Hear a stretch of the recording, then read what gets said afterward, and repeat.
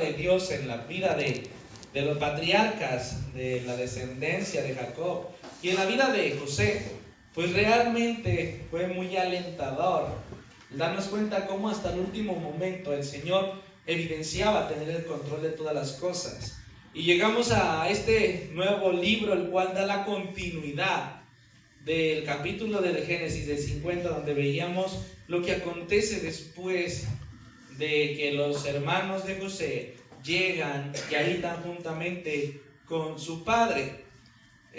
Hasta este momento hemos visto en todo cómo el Señor ha orquestado todas las cosas.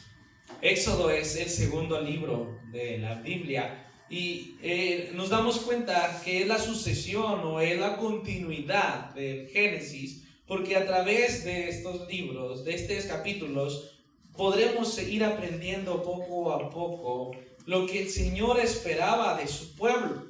Y es a través de este libro que se describe la vida de los patriarcas del pueblo de Israel. Se habla acerca de la esclavitud en Egipto, que es lo primero que vamos a denotar.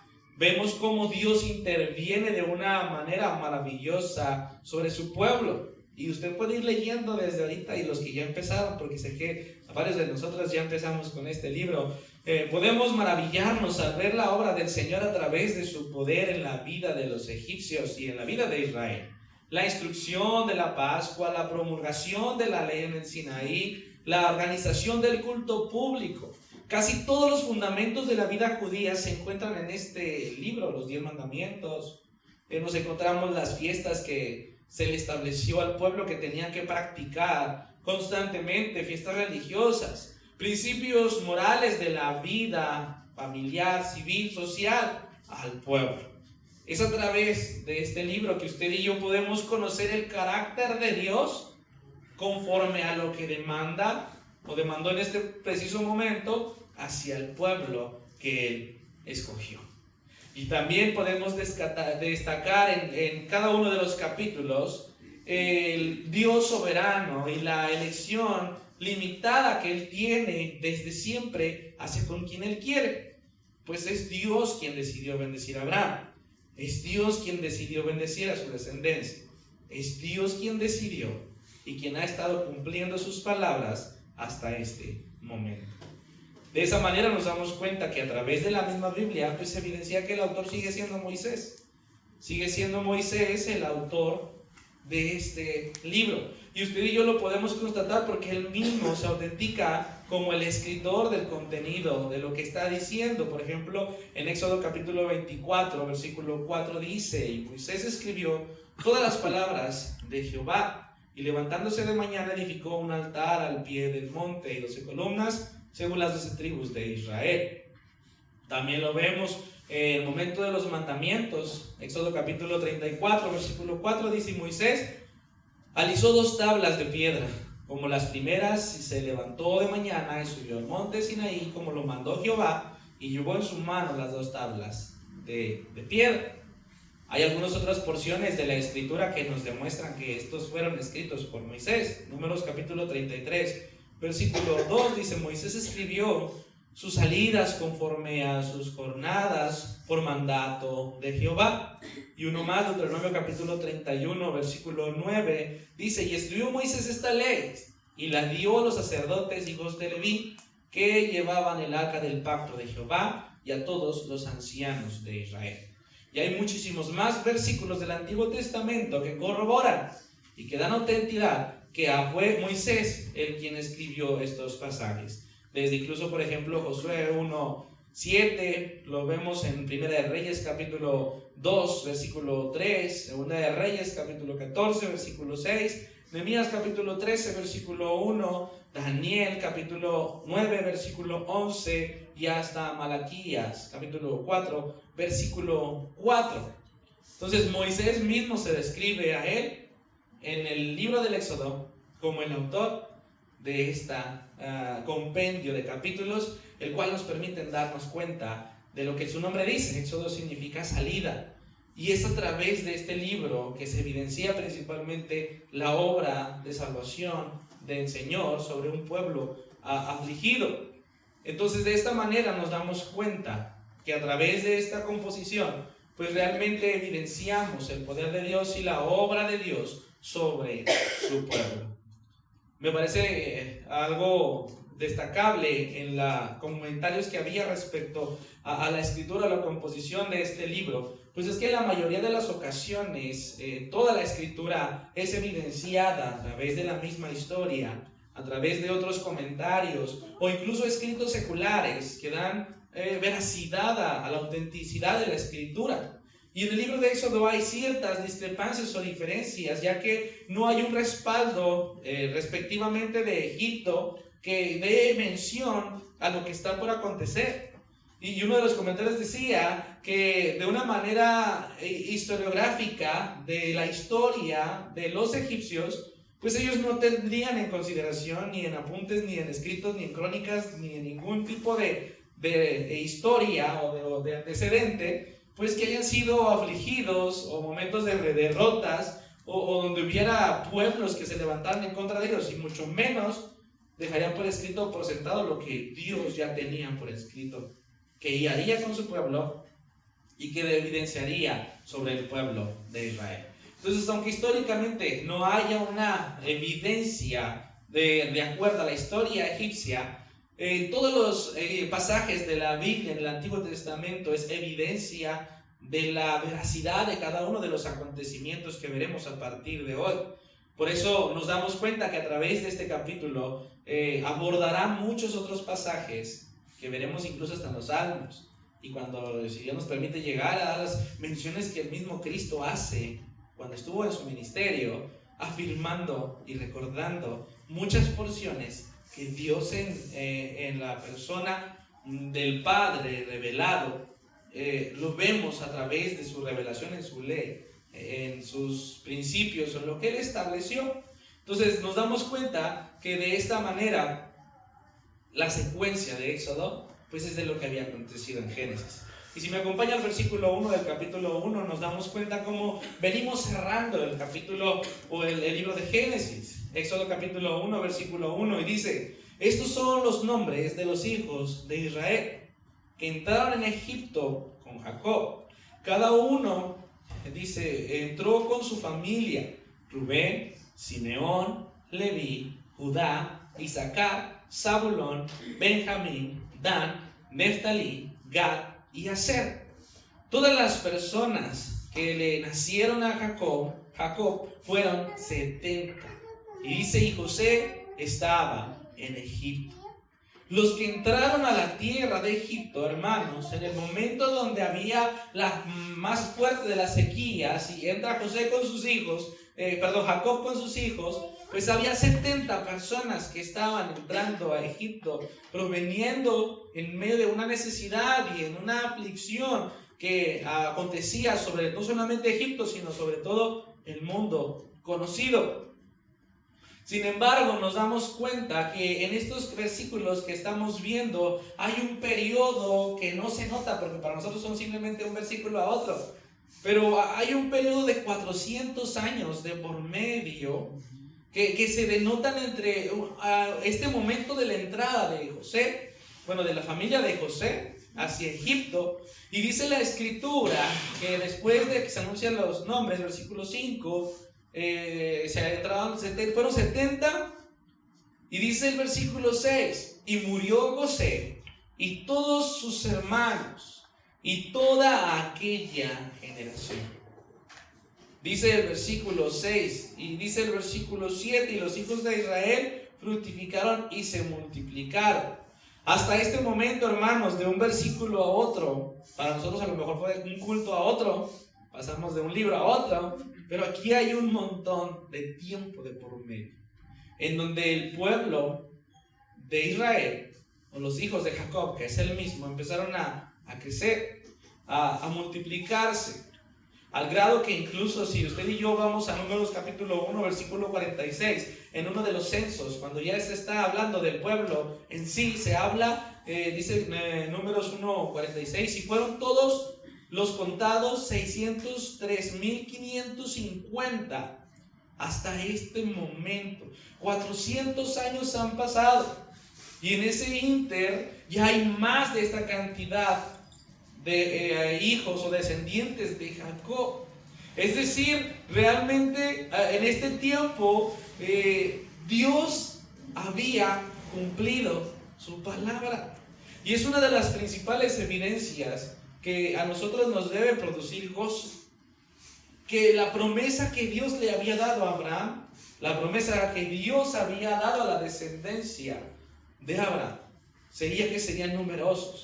Sería que sería en gran manera el número de sus hijos y que fructificaría la tierra. Dios está cumpliendo sus palabras. Y sabe, hermanos, es tan disfrutable darnos cuenta la fidelidad de nuestro Dios. Y dice el versículo 7, y los hijos de Israel fructificaron y se multiplicaron. Y fueron aumentados y fortalecidos en extremo, y se llenó de ellos la tierra. Realmente, aquí estamos presenciando nosotros, y ellos principalmente, el cumplimiento de las promesas de Dios. Ahora me asombra cómo el Señor en sus planes y en su soberanía cumplió su promesa hasta este momento. Cumplió sus propósitos conforme a lo Él había establecido para que el pueblo, los hijos de Jacob o la descendencia de Abraham, pues fuera tan numerosa como lo es en este preciso momento. Aumentaron, se fortalecieron y crecieron. Dice la Escritura que realmente habían sido fortalecidos y habían pasado de ser un pueblo de 70 a ser un pueblo de miles, a ser una multitud, a ser una nación de Dios. Entonces, el cumplimiento de las promesas de Dios fueron conforme a su plan. Y un detalle que consideraba en algo que leía acerca del cumplimiento de sus promesas, qué maravilloso es darnos cuenta que Dios es fiel, pero es mucho más maravilloso cuando nos damos cuenta fiel a qué, cuando analizamos que Él es fiel a su palabra, que Él es fiel a sus promesas, que Él es fiel a lo que Él ha dicho en nuestra vida. Y es importante, iglesia, que usted y yo estemos conscientes de eso, que el Señor cumplirá su palabra, y claramente es reconocible, y es admirable, y se vale admirarnos de la fidelidad de Dios, pero no sobre lo que nosotros esperamos, queremos o imaginamos, sino de sus propias palabras. Sería un error resaltar la fidelidad de Dios solo por considerar que Dios está haciendo lo que yo le pedí, que Dios está obrando conforme a mi plan o a mi voluntad. Sería un error creer que las cosas tienen que ser conforme a mis planes. Aquí ya no estaba José, aquí ya no estaban sus hermanos, aquí ya no estaba Jacob, mucho menos Abraham. Ya no habían ellos visto la promesa cumplida como ahora lo está viviendo el pueblo, y aún así el Señor permanece fiel. Cuán importante es que nuestra confianza esté puesta en sus promesas, en su fidelidad para con su propia palabra, para su plan eterno. Y dice la Escritura que a pesar de todo y el cumplimiento de esta promesa, pues empezaron a haber problemas a causa de esta multiplicación. Dice el versículo 8, entre tanto se levantó sobre Egipto, dice, un nuevo rey que no conocía a José. Y dijo a su pueblo, he aquí el pueblo de los hijos de Israel es mayor y más fuerte que nosotros. Ahora pues seamos sabios para con él, para que no se multiplique y acontezca que viniendo guerra, él también se una a nuestros enemigos y pelee contra nosotros y se vayan de la tierra. Al momento del pueblo de José o de Jacob empezar a crecer, pues se empezaba a convertir a una aparente amenaza en contra de los egipcios. Y más, porque dice la Escritura que ya no había ninguno de los que se conocían. Habían pasado los años y ya no existía un rey que conociera ni siquiera la familia de José. Posiblemente, algunos comentarios dicen que incluso no eran autoridades de Egipto, sino, digamos, un pueblo diferente a las costumbres y tradiciones egipcias, incluso muchas veces. Entonces, realmente, este rey que se levanta sobre Egipto, aun cuando la Biblia no nos dice detalles, dice que nada más que no conocía a José.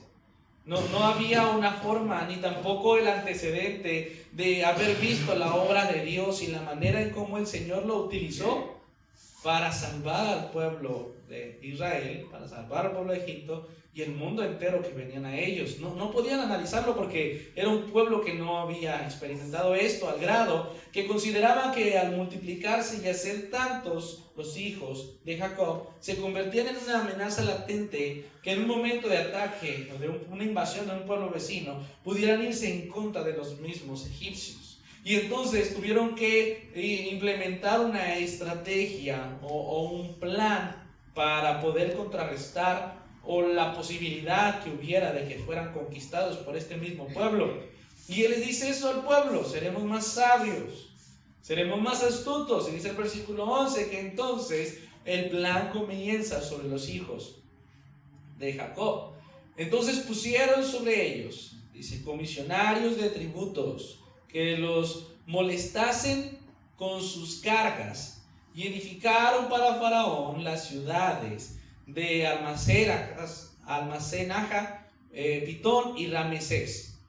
Dice la escritura que a causa del crecer o de ser tan numerosos, implementaron una estrategia donde los esclavizan, donde poco a poco y sutilmente se fueron encargando de hacerlos esclavos de los egipcios.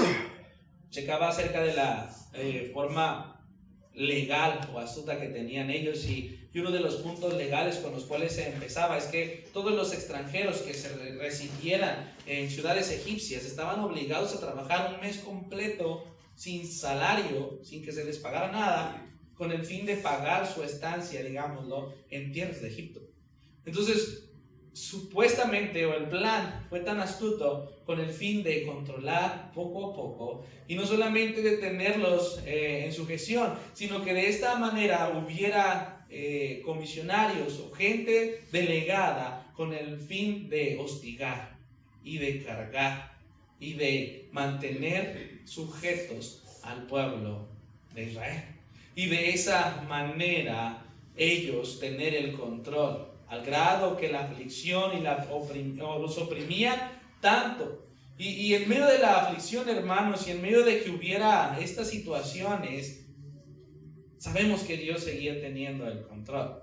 Sin embargo, es evidente que esto que acontece aquí era parte del plan soberano del Señor para mostrar su gloria. Qué maravilloso es darnos cuenta que a pesar de que hubo un gobierno, hubo un rey que no conocía a la tribu, a los descendientes de Jacob, Dios sí los conocía perfectamente. Incluso cuando posiblemente, lo veremos mucho más adelante, muchas veces este pueblo no consideró incluso los estatutos y decretos de Dios. Dios consideraba y entendía y sabía perfectamente que el que había hecho la promesa de guardarlos, de multiplicarlos, era Él.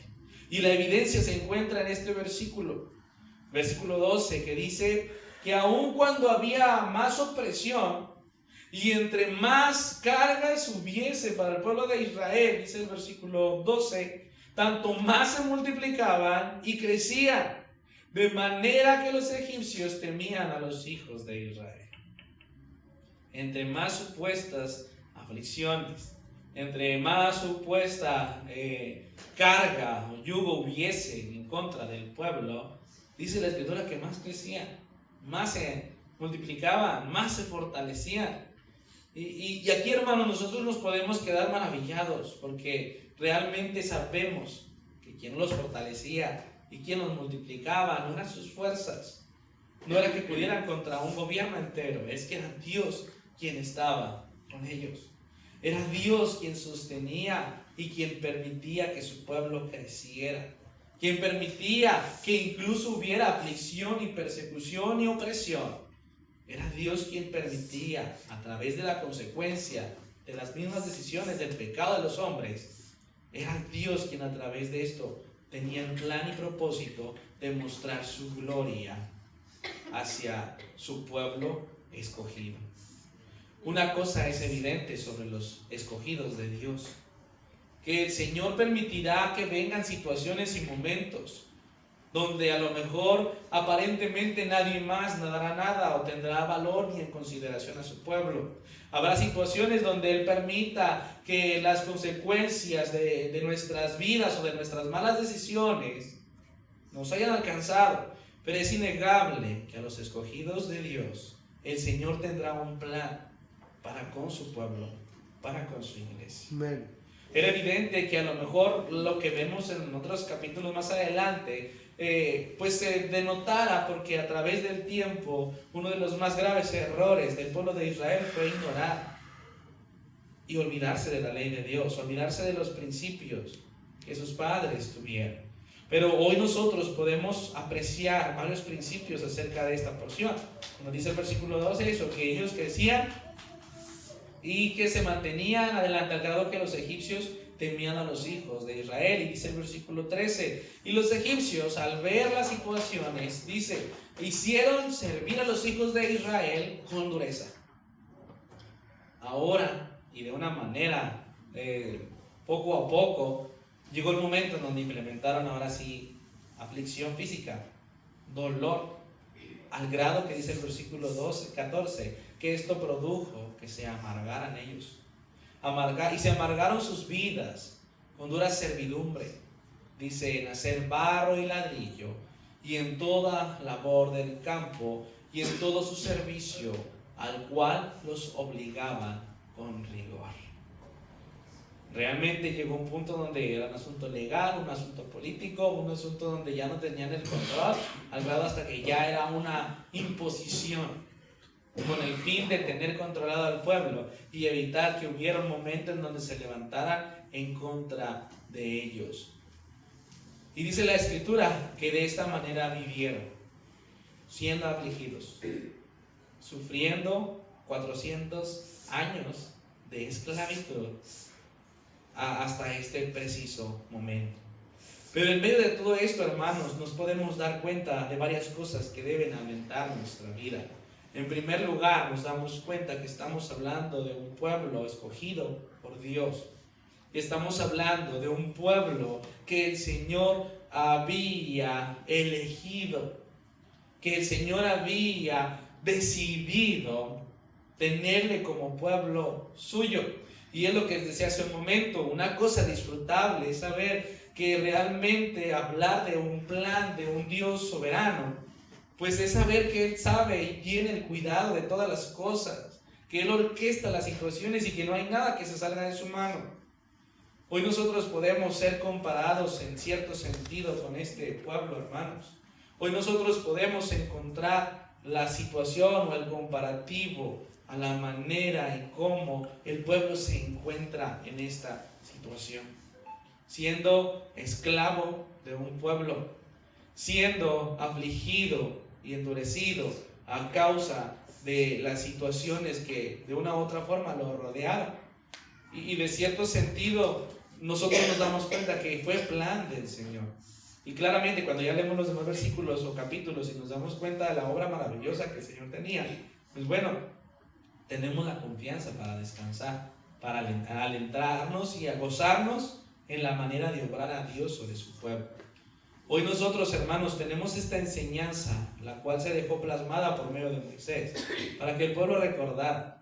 Y en ese momento ninguno de ellos sabía, o vería, o estaba preparado para las situaciones que habrían de venir a su vida. Pero usted y a mí sí nos dan la oportunidad y privilegio de poder apreciar que en medio de la aflicción, que en medio de ser esclavos en Egipto, el Señor es el que estaba orquestando todas las situaciones para su gloria. En usted y en mí, hermanos, no debe caber la menor duda, porque su palabra nos es evidencia para nosotros tener la confianza y la plenitud que en el pueblo escogido de Dios realmente nunca faltó la provisión y realmente Dios nunca perdió el cuidado de ninguno de los momentos. Y aún en este momento, siendo afligidos y estando impuestos sobre dolor y aflicción, habría esa confianza que ellos a lo mejor no percibían, pero que usted y yo sí podemos tener. Entonces, de esta manera nos damos cuenta cómo el Señor estaba preparando, bueno, lo vamos a ver más adelante, preparando a un Moisés, el cual traería la libertad o la salida de la que se habla el libro de Éxodo. Y de una manera u otra nosotros ahora podemos apreciar cómo Cristo se muestra de la misma forma en medio de la aflicción o en medio de nuestro Egipto, en medio de encontrarnos siendo afligidos, perseguidos e incluso obligados o de cierto sentido muertos en nuestros pecados. De la misma manera que el pueblo estaba sin esperanza, de la misma manera que el pueblo no tenía opción, hasta este momento ya no había quien nos defendiera. Ya no estaba José, ya no estaba el rey de Egipto que conocía la historia de las descendientes de José. Hasta este momento ya no había esperanza, ya no había hacia dónde hacerse. Y esto fue lo que orilló el clamor y la intercesión o buscar la ayuda de Dios. Pero qué maravilloso dijo un predicador, que bendita la divinidad que me hace comprender, ¿verdad?, que todo lo que esta vida puede ayudarnos, nada nos puede ayudar o rescatar, y nos hace voltear hacia Cristo y darnos cuenta que Él es lo único que tenemos. Entonces realmente, hermanos, en la vida del verdadero creyente, la manera de obrar el Señor en nuestra vida es cuando Él ha puesto la fe para nosotros reconocer que no somos nada, que no tenemos nada y que no tenemos otra esperanza, que no tenemos otra solución, que no tenemos hacia dónde correr. Hoy usted y yo podemos recordar las ocasiones en donde nosotros llegamos a este punto, donde perdimos toda posibilidad de salvarnos a nosotros mismos, donde perdimos toda la idea o la manera de creer que nosotros podíamos hacer algo por nuestras fuerzas. El día de ayer nos gozábamos porque ayer fue el último día que estuvimos ahí en la colonia de la hermana Brenda, y platicando acerca de la obra de Dios, pues nos sorprendía, y siempre que lo platicamos lloramos, y ella externaba y ella me decía que ella había buscado por sus propias fuerzas la forma de poder estar con Dios, y se dio cuenta que yendo a ciertos lugares que eran creyentes, pues se dio cuenta que no podía y que no había forma de acercarse al Señor.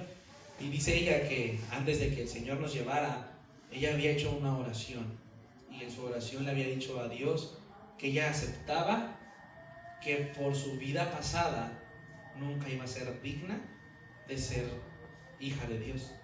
Ella reconocía y aceptaba que no merecía nada de parte de Dios. Y dice que su depresión fue tanta que simplemente dijo: y como no soy digna de nada, pues tampoco me interesa nada del mundo. Si no soy digna de ti, no quiero ser digna de nada. Es decir, estaba en el punto donde perdió todas sus esperanzas, donde no había forma o manera posible. Y Dios, en su soberanía, ya tenía un plan plasmado. En cada uno de nosotros, hermanos, damos gracias a Dios porque así pasó. Porque desde ahí nos podemos dar cuenta que nosotros no tenemos ni somos nada.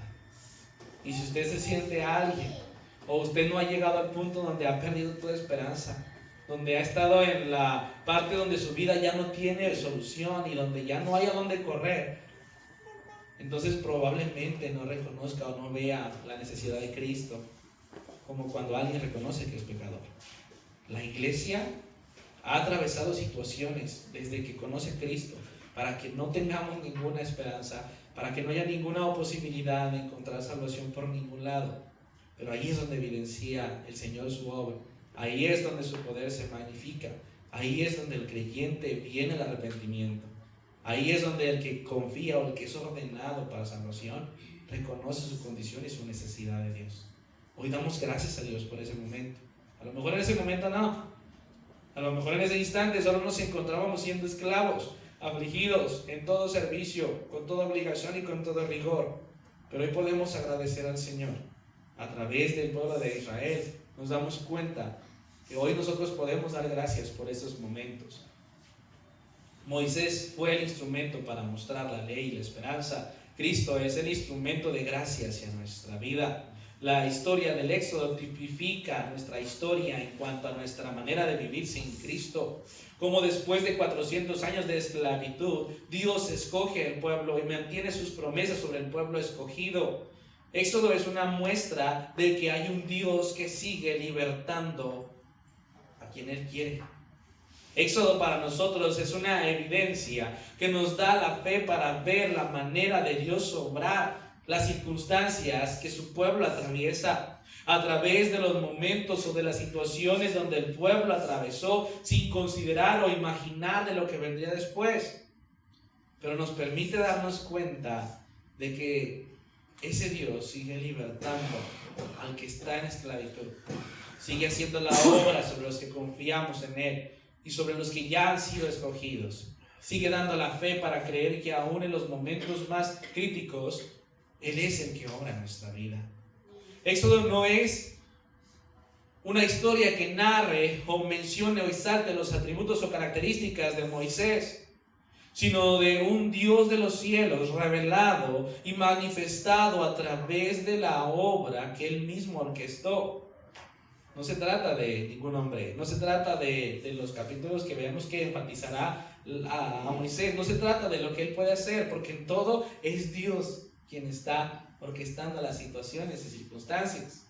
En Éxodo nos damos cuenta, hermanos, de que ese Dios revelado, manifestado en el libro de Éxodo, es el mismo Dios que hoy nosotros tenemos a través de Cristo. Que la manera en que nosotros disfrutamos a Jesús, en la manera como Él nos libertó y en la manera como Él ha tenido el cuidado y control de su iglesia, es la misma manera que el Padre ha tenido control de su pueblo. Es la misma manera que hoy su iglesia puede encontrar consuelo, aliento y saciarse y satisfacerse únicamente en Él. Es en Éxodo, a través de los capítulos donde Dios se manifiesta, que nos dan a ver que de la misma manera que nosotros en Cristo tenemos la seguridad y la confianza de que Él tendrá el detalle de nuestra vida hasta el último momento. Éxodo nos permite darnos cuenta, hermanos, que cuando se agoten las maneras de nosotros resolver las situaciones, nuestro refugio será el Señor. En este caso, la descendencia de Jacob ya no tenía posibilidades, ya no tenía ni siquiera historia, ya no había manera de que este pueblo quizá hayan experimentado en carne propia, sino solamente de historias, de lo que les contaron sus antepasados, de lo que los más antiguos vivieron. Ahora era una obra evidente sobre ellos. Lo que Egipto representó para el pueblo de Israel, para nosotros fue el mundo. Lo que Egipto representó al pueblo escogido fue un proceso para ver la gloria de Dios. Para nosotros, hermanos, el Egipto en el que nosotros vivíamos era el mundo donde estábamos esclavizados y muertos a nuestros deleites, a nuestra manera de vivir.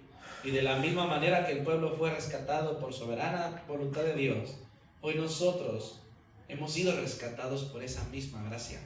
Hemos sido rescatados por esa misma voluntad soberana de Cristo sobre nuestra vida. Por eso, a pesar de las situaciones, hoy yo creo que podemos a nosotros, de la misma manera que se recuerda este acontecimiento, hacerlo con nosotros. Y en esta noche yo le invito, hermanos, que de la misma manera como se menciona este capítulo para recordar y evidenciar el poder de Dios sobre su pueblo, hoy usted y yo analicemos de la misma situación en la que el Señor tuvo misericordia en nuestra vida para cumplir ese mismo propósito, para evidenciar la salvación que viene únicamente de Cristo. Es nuestro trabajo, hermanos, y su palabra nos lo remonta en muchas partes de los salmos. No olvides ninguno de sus beneficios. No olvides ninguno de los momentos donde Él es quien rescata de tu vida. Él es quien te corona de favores y misericordias. Él es el que hace resplandecer como la luz de la aurora que va en aumento hasta que el día es perfecto. El creyente, hermanos, debe recordar de su Egipto, no con el fin de adolecer, de tener un dolor que le impida seguir adelante, sino para ver la gloria de Dios y la condición en la que vivíamos. En esta hora, hermanos, el pensar en nuestro pasado no nos amargue, no nos aflija, no produzca en nosotros un sentir que ya no existe, pero que sí nos haga ver lo viles y pecadores que éramos cuando no teníamos a Cristo. Que sí nos permita ver a través de nuestra situación, de nuestro pasado, usted y yo ya estamos aquí por su pura gracia. Así es. Usted y yo hoy disfrutamos de sus bendiciones, de su consuelo, del refugio de Dios en nuestra vida, pero por pura gracia, por pura misericordia. Una de las cosas que evidenciaba ahora que estaba en la iglesia presbiteriana,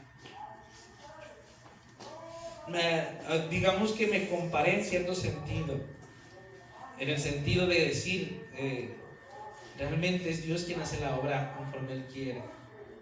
Incluso se los reconocí y eso les dije, yo nací en una iglesia que no tuvo ese temor de Dios para reconocer la suficiencia de las Escrituras. Dije, pero a través de eso nosotros nos damos cuenta que la obra no es del hombre, sino que es de Dios. Y eso fue lo que me motivó a predicar. Que hay un pueblo escogido en todas partes, que Él tiene el control y cuidado.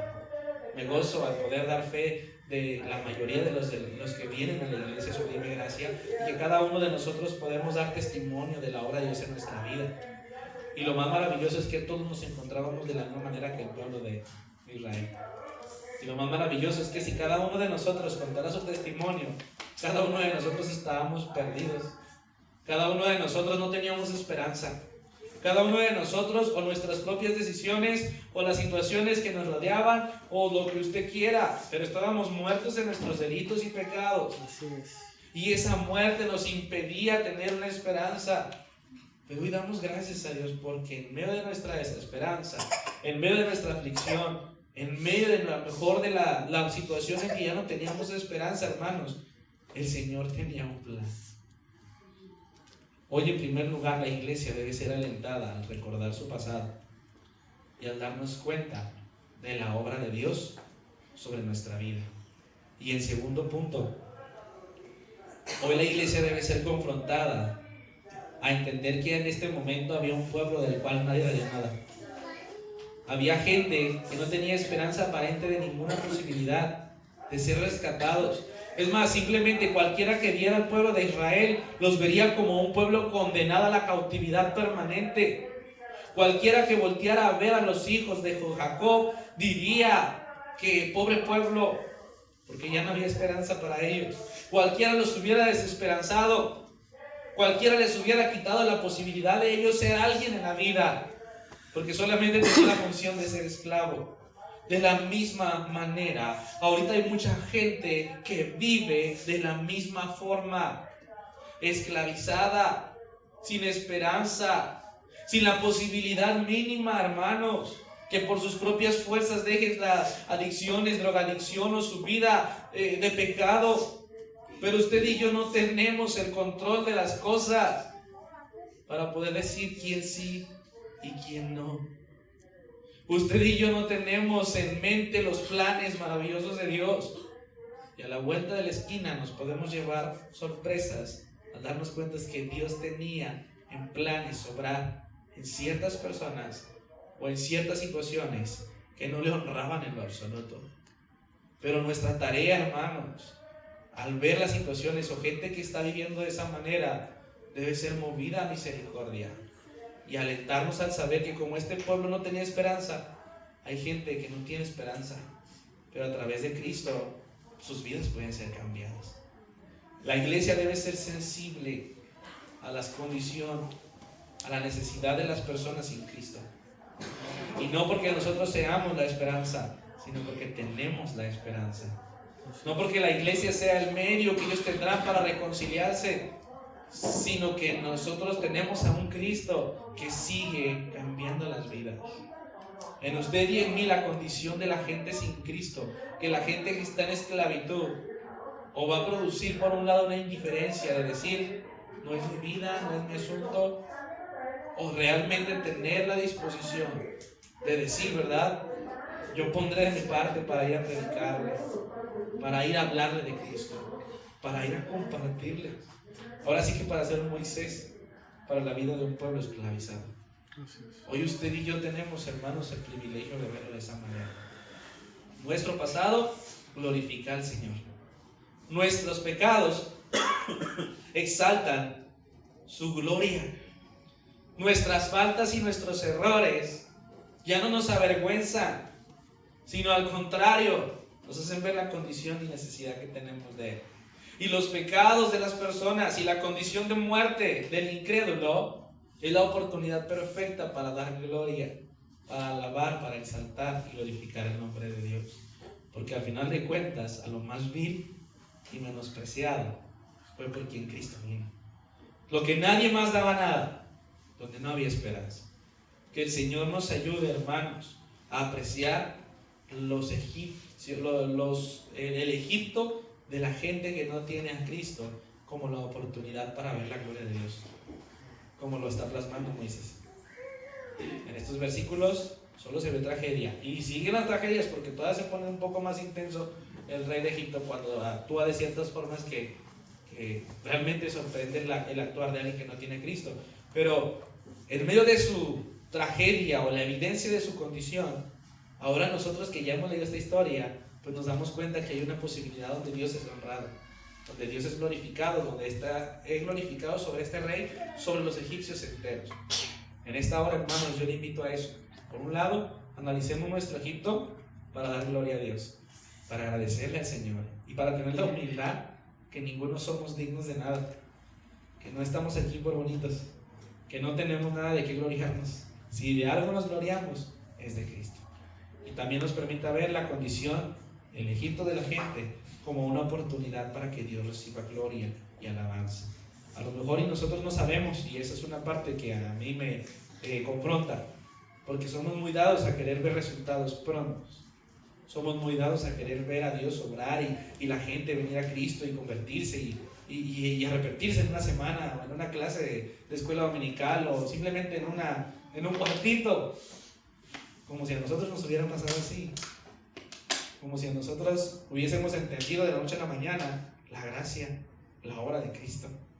Realmente no es así. A todos, yo creo nomás a Lupita, no se crean, a todos nos costó mucho entender y comprender las cuestiones de la gracia de Dios en nuestra vida. Entonces eso nos hace ver, hermanos, que nosotros estábamos igual o peor y ahora sí tuvo el Señor misericordia. A nosotros nos toca regar, a uno les toca sembrar, pero es Dios quien dará el crecimiento. Nuestra tarea es predicar, es enseñar, es ofrecer la esperanza en Cristo. A lo mejor nadie le va a hacer caso, pero esa palabra va a quedar en su vida. A lo mejor el plan de Dios es simplemente que usted y yo como iglesia simplemente dejemos la duda. Ahí ya es Dios soberano obrando. Algo que por mucho tiempo disfruté, y ahorita ya no porque me canso, ¿verdad? Ver la obra de Dios en los niños, ver la obra de Dios a través de los pequeños, porque es uno de los trabajos mucho más pesados, porque es un trabajo a largo plazo, a muy largo plazo. Sin embargo, hermanos, nuestro trabajo no es convencer, nuestro trabajo no es obligar que sean creyentes, sino mostrarles la esperanza que es Cristo. Si el Señor tiene a bien y a planes obrar, a lo mejor lo hará, a lo mejor no aquí, a lo mejor ustedes ni cuenta se van a dar, ¿verdad? Es más, a lo mejor se mueren primero ustedes, las que enseñan en el infantil, y a lo mejor no van a ver la obra de Dios en los niños, pero los planes de Dios se cumplirán conforme Él quiera. Y a lo mejor Dios en 50 años salva a uno, no sé, a lo mejor su plan es el que no entendemos, pero nuestra tarea es ver la necesidad, es ver la condición y ver una oportunidad de glorificar al Señor. Que el Señor nos ayude a verlo de esa manera, y cuando lo entendemos, entonces todo lo que vemos o que veamos a partir de hoy glorificará al Padre por ver su manera de obrar con su pueblo. A partir de hoy, hermanos, todo lo que empecemos a ver cómo el Señor orquestó todas las situaciones en la vida de Moisés, en la vida del pueblo, en la vida de los egipcios, nos maravillaremos y nos asombraremos, porque Él ya tenía en consideración. De la misma manera que ya estaba escrito lo que estaba aconteciendo aquí, ya está escrito lo que ha de acontecer en nuestro tiempo. Que el Señor nos ayude a permanecer confiando y conforme a su voluntad. Quiero invitarle a que se ponga en sus pies.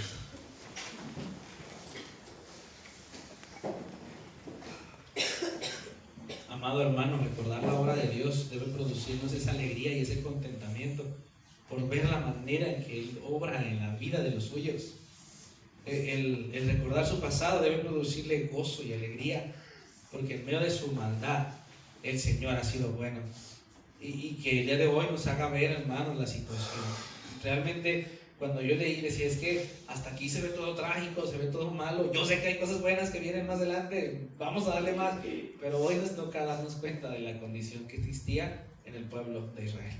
Hoy, sea nuestro día o en nuestra aplicación en esta hora, el recordar la situación en la que vivíamos y de donde el Señor nos rescató, y que eso produzca el gozo para seguir confiando en que Dios lo sigue haciendo y en aquel que confía en Él.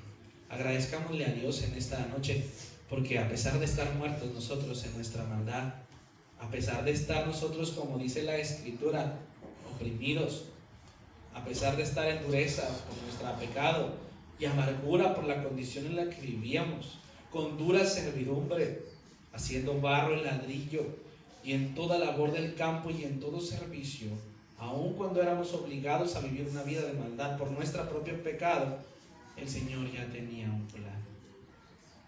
Agradezcámosle a Dios, hermanos. Señor, hoy te damos gracias, porque de la misma manera que el pueblo ya estaba siendo escogido para salvación y para tu obra sobre ellos, de la manera, Señor, en que tú ya habías tenido el detalle y cuidado de tu pueblo, tú mismo sigues haciéndolo sobre los que confiamos en ti por tu gracia, porque a ti te plació de derramar tu obra sobre nuestra vida.